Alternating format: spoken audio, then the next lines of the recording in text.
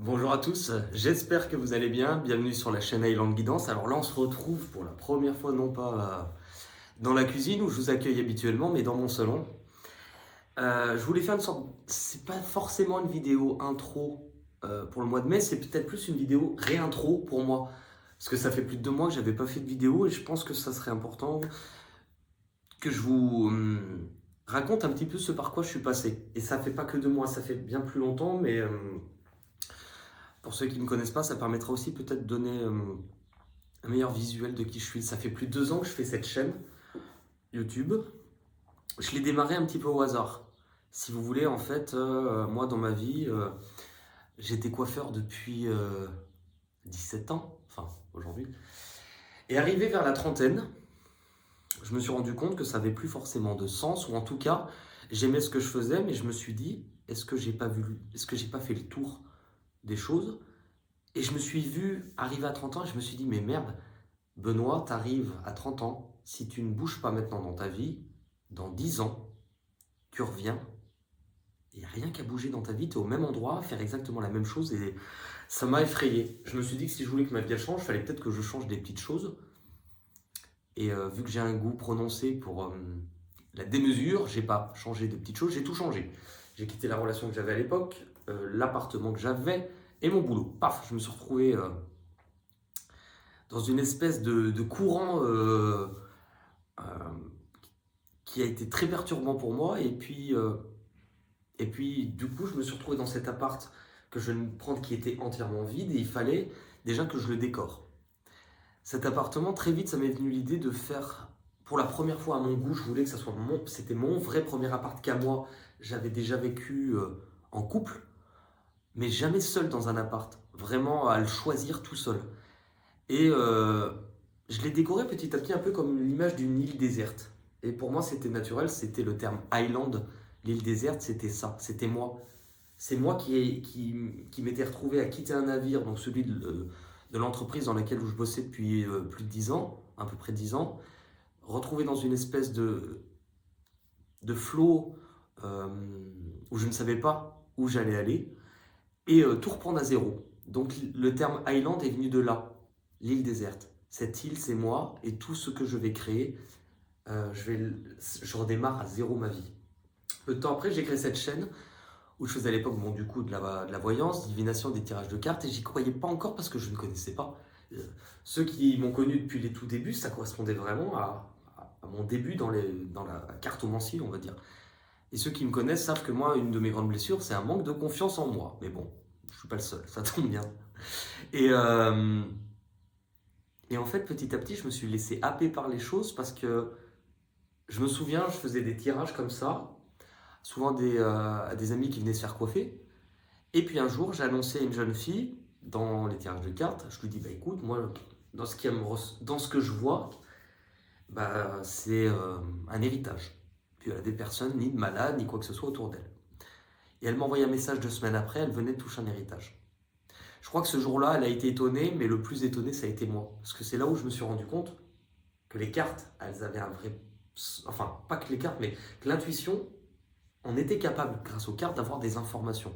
J'en étais mais bluffé, puis je suis passé par une période où je me suis laissé vraiment contrôler par les cartes. C'est-à-dire que je me levais, c'était les cartes, j'étais capable, mais malade mental, d'annuler un rencard si mes cartes étaient mauvaises il y a 2 ans. Il y a la trahison, j'y vais pas là, c'est sûr, on me ment, Et en fait, ça a aussi été une étape qui était importante, puisque je me suis rendu compte qu'il n'y a rien qui vaut qu'on ne mène pas sa vie. On doit être contrôlé par rien du tout, même si ça paraît compliqué. Moi, j'ai connu les guidances et les chaînes YouTube, comme beaucoup de monde, parce que j'avais une souffrance, j'avais eu une grosse rupture, mais pour moi, c'était vraiment un deuil. J'arrivais pas à faire le deuil de la relation et je répétais des schémas inlassablement et je pense que je cherchais des réponses. Ça m'a fait beaucoup de bien sur certaines chaînes, d'autres non, puisqu'il y a de tout, hein, sur YouTube, on voit tout. On a des personnes qui vous diront ce que vous voulez entendre, hein. C'est pour ça que pendant une époque, trop bouffer de vidéos, trop en faire de la consommation, ça m'a un peu perdu. Et, euh, et c'est aussi pour cette raison qu'à un moment donné, moi j'ai fait une disparition sur YouTube parce que je me suis perdu. Enfin, je me suis rendu compte que c'est en acceptant de se perdre qu'on finit par se retrouver. J'avais été dans une relation, la dernière, qui a duré 1 an et demi, et j'y ai mis un terme en décembre. Parce que je me suis rendu compte que même s'il y avait des bons moments, ce que j'étais, l'essence de ce que j'étais n'était pas entièrement épanoui, parce que je ne m'acceptais pas dans cette relation, je ne prenais pas ma place. Et c'est là où je me suis rendu compte qu'il y avait vraiment deux types de figures quand on ne s'aime pas. Puisque l'amour de soi, c'est une blessure universelle. Maintenant que j'accompagne des personnes en consultation, je me rends compte que vraiment s'aimer soi-même d'un amour inconditionnel, je ne l'ai presque jamais vu. On y travaille, mais je ne l'ai presque jamais vu. Et je me suis rendu compte qu'il y avait deux types de personnes. Ceux qui, parce qu'ils ne s'aiment pas, donc c'est mon cas, vont se dévaloriser en permanence et sont souvent, par attraction, par miroir, en couple avec des personnes qui ne s'aiment pas non plus, mais qui, eux, vont dévaloriser l'autre sans s'en rendre compte. Ça marche par, comme dirait Mango, par vase communicant. Et en fait, je me suis dit, je ne peux pas m'oublier. Un jour, on m'avait dit, le don que tu as, tu peux le perdre, si tu n'es pas juste envers toi-même.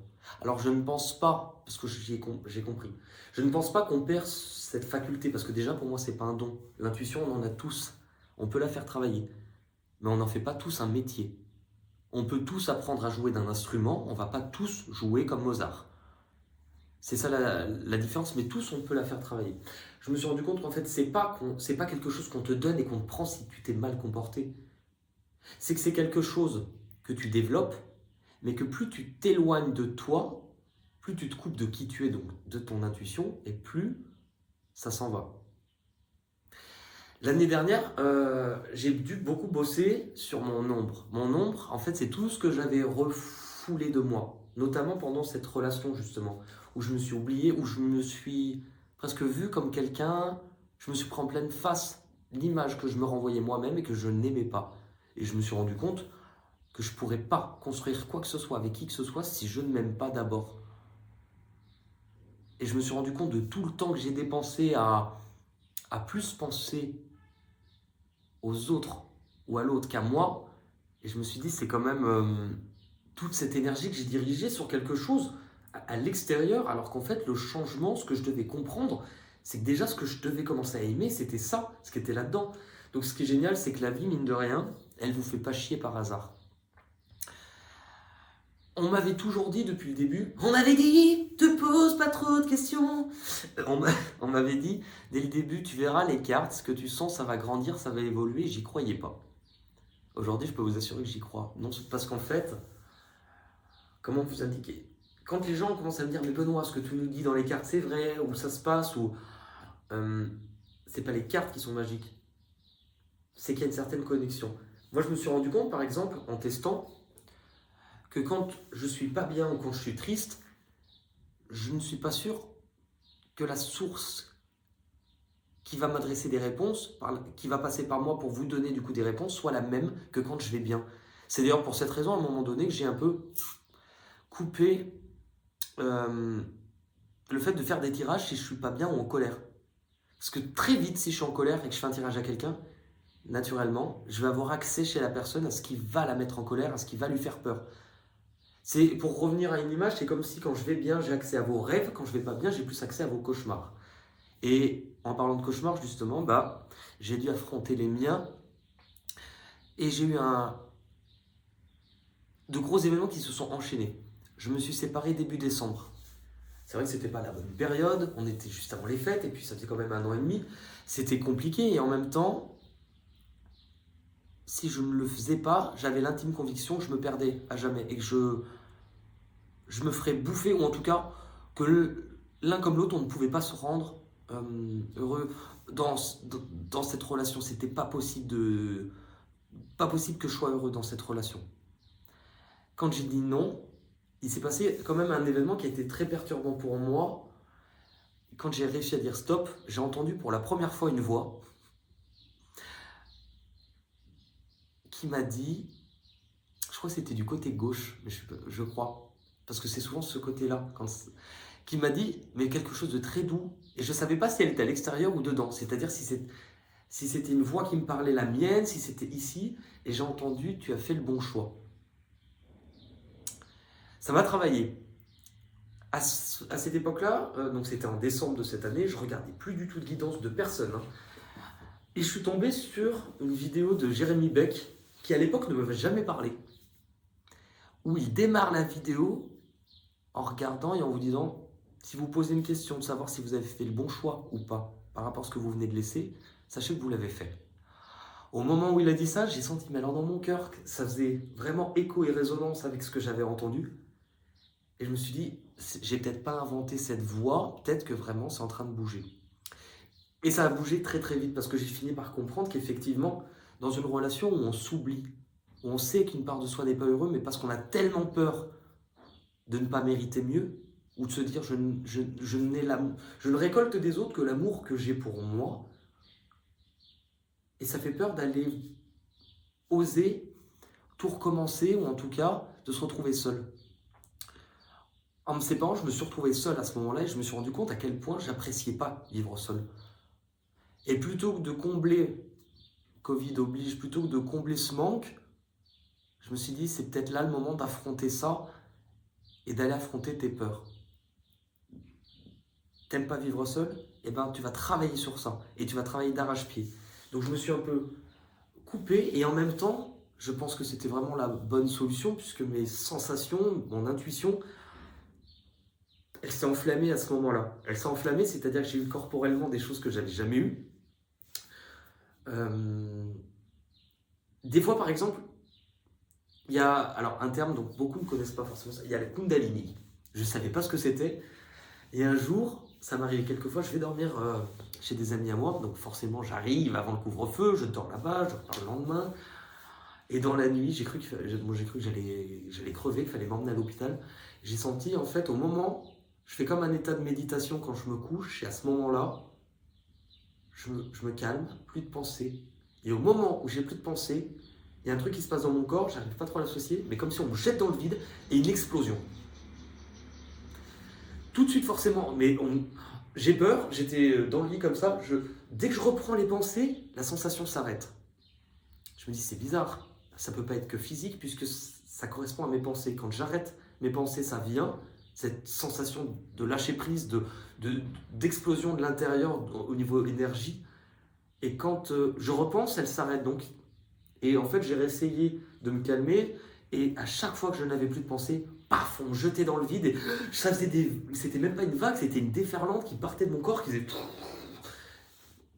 J'étais comme ça dans le lit, je m'accrochais. À un moment, je me suis dit, mais je vais crever. Et j'avais le mot justement Kundalini, que j'ai vu, mais au moins 4, 5, 6, 7 fois la même semaine, ou alors même dans des conversations, j'entendais ce mot-là, on me le disait. Et c'est là où je me suis rendu compte que la Kundalini, c'est un peu ce qu'on appelle le berceau de notre énergie. Au niveau de nos chakras, elle est située vers le sacrum, c'est en fait notre berceau d'énergie on peut avoir ce qu'on appelle des montées de Kundalini. Ça se réveille, et c'est qu'on est en train en fait de se réaligner aussi à soi-même. Et on m'avait dit, mais oui, mais tu t'es oublié dans cette relation. Tu n'étais plus toi-même en te réalignant et en bossant sur toi, sur tes blessures, on te fait comprendre que ton intuition, elle grandit puisque tu te réalignes à ce que tu es. Et ça a commencé comme ça, sur plein de choses. Par exemple, j'accompagnais toujours des personnes en consultation.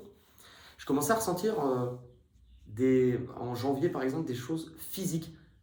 J'allumais l'ordinateur, j'avais la consultation avec la personne pouvait avoir un mal-être quelque part, je ressentais le mal-être sur mon propre corps. Si la personne avait un problème au niveau de ce qu'elle ne dit pas, ou des choses qu'elle garde, j'avais la gorge d'un seul coup qui devenait sèche. Alors au début, j'ai mis du temps à associer ça parce que je pensais que c'était moi. Ou alors une douleur qui apparaît, mais alors, des fois, quelques minutes avant la consultation, une douleur qui apparaît à un endroit, je me dis, mais qu'est-ce que c'est? Et en fait, je me rends compte en discutant avec la personne que c'est la personne qui souffre de quelque chose et on me le fait sentir. Par exemple, un point de côté. À un moment, je me suis dit, pourquoi un point de côté? Pourquoi je ressens un point de côté? Je marche pas, je sors pas, c'est le Covid, je reste chez moi. Et en fait, c'était la personne. On lui disait simplement, point de côté, arrête-toi, tu fonces trop, décale-toi, tu ne vois pas les choses, tu es au bon endroit, mais regarde autour. Le ventre, une douleur au ventre, qu'est-ce que tu as gardé trop longtemps? Qu'est-ce que tu n'oses pas dire, par exemple? Et de fil en aiguille. Donc ça a quand même été des sensations, même des sensations en méditation, énormes. Ça, c'était donc pour le début de mes nouvelles sensations. Parfois des mots ou des certitudes, c'est-à-dire qu'on mettait des certitudes. Je me rappelle, ça a été assez perturbant. Un soir, je vais pour me coucher. J'étais à la télé, tout ça, et puis j'entends des voix qui ne me parlent pas, hein, mais j'entends des conversations. Donc je me dis, ma fenêtre, j'ai oublié de la fermer, j'habite en centre-ville, c'est possible. J'arrive, mes fenêtres fermées, et j'entends des conversations comme si elles étaient un étage à peine plus bas, mais je regarde, mais non, il n'y a rien, tous les volets sont fermés, il n'y a rien. Et d'un seul coup, la voix s'adresse à moi, mais vraiment, je l'entends plus près dans mon oreille, elle me dit, t'as voulu nous entendre, eh bien tu nous entends. Là, je suis tombé un peu de ma chaise, je me suis mis sur le canapé, je me suis dit, je suis malade, je suis taré, je deviens, et ça m'a fait peur. Mais ça rentrait en résonance, en accord, avec tout le reste, donc je me suis fait confiance.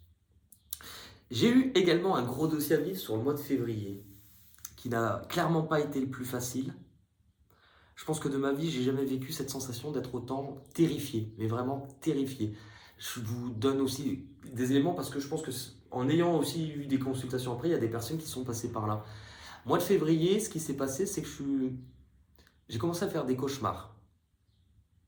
Moi, je ne rêvais pas avant, ou en tout cas, je ne me souvenais pas de mes rêves. Donc, c'était pas un canal où on me donnait des messages, les rêves. Et j'ai commencé à rêver. Plutôt faire des cauchemars. Mais j'étais capable de me réveiller le matin en me disant, souvent dans les rêves, tu vas avoir quelques espaces de souvenirs d'une courte scène ou des bribes. Moi, j'étais capable de te raconter 6 romans de choses qui s'étaient passées avec des choses horribles, notamment souvent une vieille femme un peu sorcière, et qui me faisait peur. Petit à petit, j'ai commencé à pratiquement plus dormir. Je gardais toute l'énergie que j'avais pour dormir le soir. Et en fait, là, février pour moi, ça a été l'ombre, la descente aux enfers, mais je m'en suis pas rendu compte parce que ça s'est intensifié. Un peu tout ce qu'on peut voir souvent dans les films d'horreur, même si c'est romancé, j'ai compris qu'il y avait vraiment du vrai, mais totalement. Parce que ces rêves sont devenus de plus en plus fréquents. Ça s'est transformé avec le fait de commencer à avoir des visions quand je fermais les yeux. Donc à un moment, je fermais les yeux et j'avais des images de mon rêve dans la journée, mais je les voyais. Donc ça me faisait perdre mes repères et je commençais à devenir pas bien.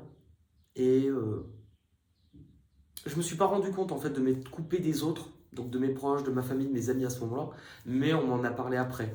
Et ça, je vous raconterai, c'est quand le pire, en fait, si vous voulez, c'est le dernier soir, l'un des derniers soirs. J'ai un chat, mais c'est un amour, c'est un ange. Elle mord personne, elle griffe personne, c'est un amour. Je vais pour aller me coucher, donc l'endroit où je dors le plus mal, en plus, où j'avais toujours ces rêves, je mets le chat dans la chambre et elle fait... Il n'y avait rien dans la chambre, rien.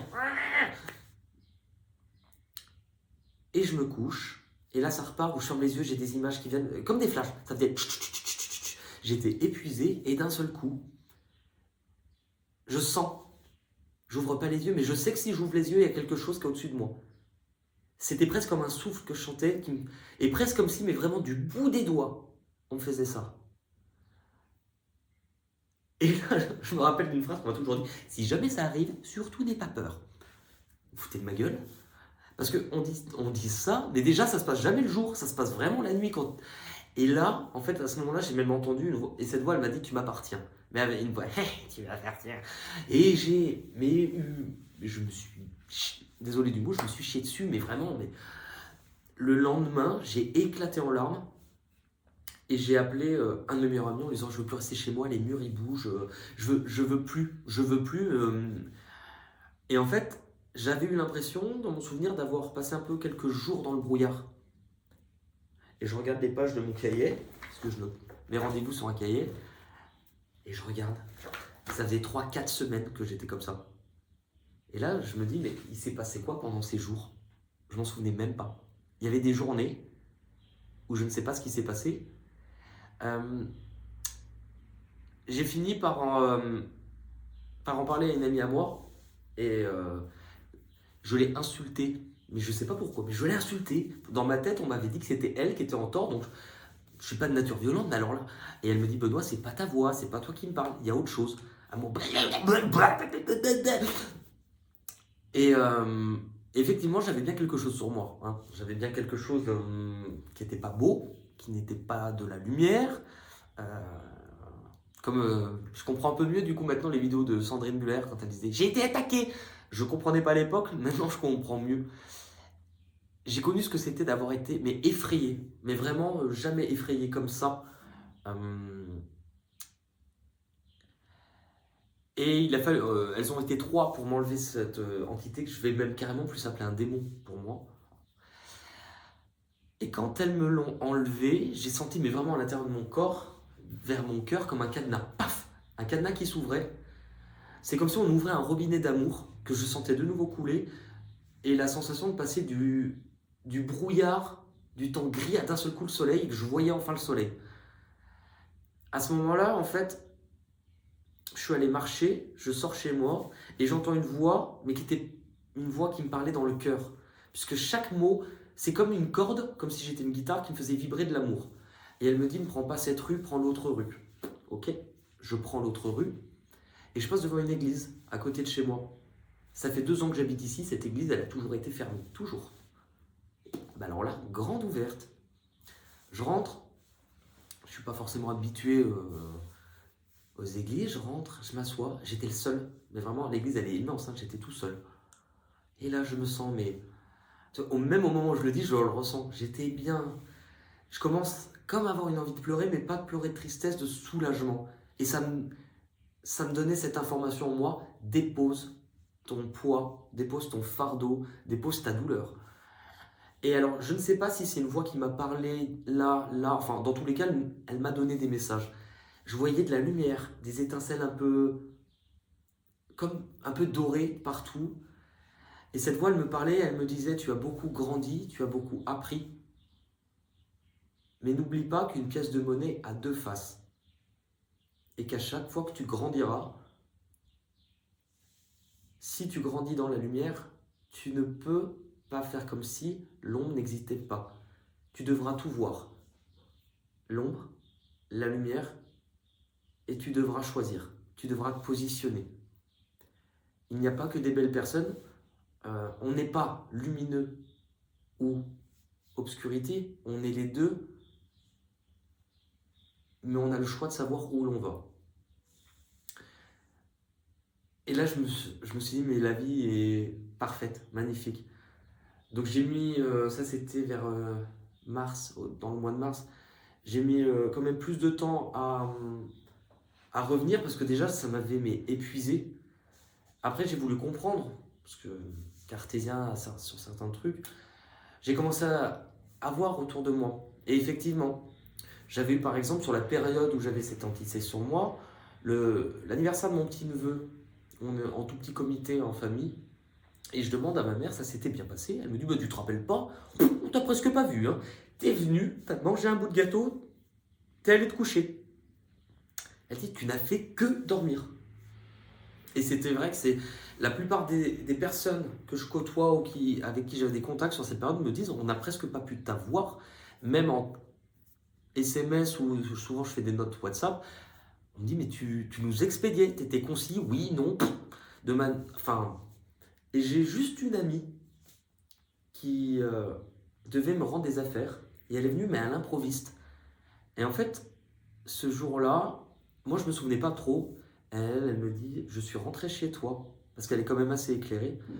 Elle me dit déjà, c'est pas toi qui m'as ouvert la porte, c'est quelqu'un qui ressemble à Benoît, mais qui avait pas les mêmes yeux, pas le même regard. Elle me dit, ça a duré 20 minutes montre en main. Elle dit, dès que j'arrivais chez toi, c'était lourd, ça faisait pouf. Mais vraiment, voilà.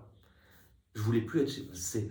Elle me dit, il y avait une odeur, mais elle dit, c'était pas une odeur normale, c'était une odeur de mort.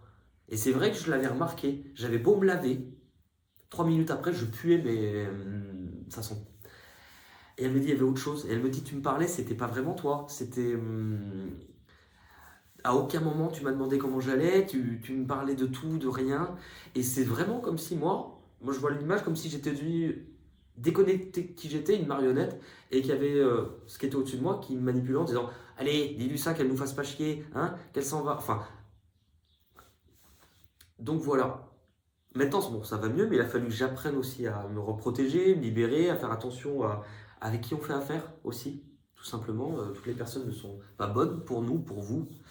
Euh, ces intuitions aussi, elles sont belles parce qu'elles me permettent aussi d'être guidé à moi dans ma vie. C'est vraiment là, ça me montre l'importance en fait de s'écouter. Pourquoi par exemple j'ai arrêté de faire aussi les vidéos de tirage de signes à l'époque? Mais parce que je pensais plus que ça aidait dans le sens où on fait quand même 12 vidéos, je recevais encore des messages, elles sont quand les prochaines? Mon but est de faire bouger. S'il y a des personnes qui regardent ces vidéos en étant l'accent uniquement sur ce qu'ils veulent entendre, sur qu'est-ce qu'il y a après, sur l'autre, quand est-ce qu'il va revenir, c'est pas ça le message qu'on te donne. Faire une guidance, faire une guidance, c'est faire appel à quelque chose de plus grand que soi, qui nous reconnecte à un grand tout et qui nous donne des messages. La plupart du temps, on ne te dit pas. Aujourd'hui, dans les messages que j'ai en consultation, c'est pas, on ne te dit pas il va se passer ça. Parce que tu es décisionnaire et tu as le libre arbitre de tout ce qui va se passer. On te montre une possibilité de quelque chose de beau. Si tu suis ce chemin, on ne t'oblige pas à suivre ce chemin. Tu es libre de l'accepter, de le faire ou pas. Et moi, à un moment, c'était ça. Je me suis dit, mais dans les personnes que j'ai eues en consultation, je me suis rendu compte déjà qu'elles me ressemblaient beaucoup. Et que pour moi, inconsciemment sans le savoir, c'est aussi un beau cadeau que j'ai fait à ma chaîne de ne pas faire de vidéo. Parce qu'en fait, ça sert à quoi de faire une vidéo pour faire une vidéo, pour faire une vidéo, parce qu'on est presque obligé. Une guidance, elle vient quand elle vient. Moi, j'ai remarqué, par exemple, si j'ai quelqu'un à suivre en consultation, mais que le message que je vais avoir à lui transmettre, c'est quelque chose que je n'ai pas compris ou pas encore vécu, mais la nature, elle est implacable. Elle va en fait me faire décaler la consultation, elle va d'abord me faire vivre la leçon pour qu'après je puisse la transmettre. La plupart du temps, quand j'ai une consultation, je vais transmettre un truc que j'ai compris la veille ou 2 jours avant en disant mais c'est fou, ça je l'ai compris hier, ça je l'ai vécu il y a 2 jours. Et ça veut dire qu'à chaque fois, au moment où j'aurais dû le transmettre, initialement, j'aurais pas pu transmettre le message, je ne l'avais pas vécu. Je pense que là où je me suis rendu compte, c'est que si moi j'ai passé autant de temps à travailler sur moi, sur mes blessures, sur le fait de me libérer au niveau du cœur, sur le fait de m'autoriser à me dire que j'avais le droit, que j'étais quelqu'un de bien, que j'avais le droit d'être aimé en retour, d'aimer de nouveau, c'est que vous aussi vous êtes passé par là. Mais je me suis dit, je crois que le plus beau cadeau que j'ai fait, c'est montrer aussi aux personnes qui suivent ma chaîne qu'à certains moments, ils peuvent trouver les solutions et avancer par eux-mêmes plutôt qu'avoir toujours cette béquille rassurante de la guidance. Comme si on vous tenait la main. Et en fait, je me suis dit, mais nous, notre rôle en tant que personnes qui faisons ça, c'est pas toujours bon. Parce que notre rôle, c'est que vous ayez plus besoin de nous. Donc, sur les chaînes qui vont sortir tout le temps des trucs, des fois, je trouve qu'on accentue le côté dépendance aux personnes. Le but, c'est pas de leur montrer et de leur faire miroiter. Il va peut-être se passer ça, Robert va revenir.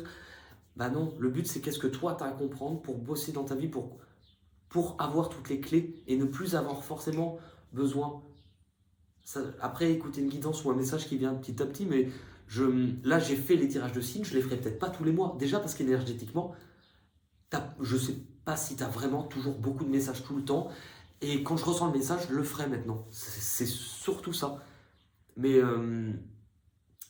je pense que voilà, on a tous à comprendre des fois que, certes, je veux bien comprendre pour la plupart, si vous regardez des vidéos comme ça, c'est que vous avez souffert. On ne peut pas revenir dessus. Un éveil spirituel, ça vient toujours après une douleur, que ça soit un deuil, une fracture, le monde qui s'écroule pour vous. Je ne peux pas enlever votre douleur. Mais plus tard, repensez-y. Plus vous pensez, que ça soit par exemple, regardez dans la plupart des vidéos de signes, je vous connais, moi je faisais pareil avant, on ne me la fait pas. Vous regardez peut-être la vidéo pour vous, mais la plupart du temps, il y en a plein qui vont d'abord aller voir la vidéo de leur autre, du signe, pour quand est-ce qu'il va revenir, qu'est-ce qu'il pense à moi. Donc vous pensez et vous dirigez plus d'énergie sur l'autre que sur vous. Le but de la vie, c'est vraiment vous poser la question avant de démarrer une guidance, qu'est-ce que j'ai à comprendre pour grandir sur mon chemin? Du moment que vous vous posez cette question, vous pouvez vraiment que grandir. Je me suis aussi beaucoup caché derrière l'humour depuis que j'ai fait ma chaîne il y a 2 ans. Même si de base, l'humour c'est moi, par manque de confiance sur le reste, j'en faisais parfois des tonnes. C'est vous, Bebe, parce que Bebe c'est la chaîne qui m'appelait comme ça, c'est vous. Aujourd'hui je trouvais ça important aussi, pouvoir vous montrer une personne que certains ont peut-être déjà aperçu, mais qui a été moins mis en avant. C'est que ça fait 2 ans que cette chaîne elle est là, que vous m'avez beaucoup appelé Bebe, Island Guidance, et celui qui faisait des conneries. Bah, aujourd'hui, je pense que je suis aussi prêt à vous montrer qui est Benoît. Et Benoît, bah, c'est lui. Donc, ça veut pas dire qu'il rigole pas, ça veut pas dire. Mais ça veut dire que je m'autorise à être moi-même. Et ça, je me le suis toujours autorisé sur cette chaîne. À tester des choses, à être moi-même et à m'accepter. Parce que c'est vrai que de toute manière, à chaque fois que tu fais un petit changement, on va me dire je préférais avant, ou là je préférais si. Ou dites-vous un truc, c'est que finalement, même les autres dans votre vie, ils ne vous diront que ce qu'ils feraient à votre place, pas ce que vous devez faire. Et ça fait toute la différence. Voilà, je trouvais que ça, c'était important de véhiculer ça avant de regarder les vidéos de signes. Et aussi, ça explique beaucoup pourquoi sur certaines vidéos, vous allez me voir des fois regarder un peu dans le vide, parce que j'ai une fenêtre en face de moi, et avoir comme si j'attendais en fait, des fois on me donnait l'image, des fois on me parle, des fois j'ai là, et d'abord j'écoute et après je vous le dis. Donc je regarde moins la caméra, je regarde en haut, il y en a qui ça plaira ou qui ça ne plaira pas, mais on s'en fout. De toute manière, si c'est comme le reste, ça change chez moi toutes les semaines, hein, donc ça changera peut-être encore d'ici là. Dans tous les cas, bah, merci pour tout. Prenez soin de vous et je vous fais quoi? Et je vous fais l'apéro dès qu'on peut. Allez, salut, bye bye.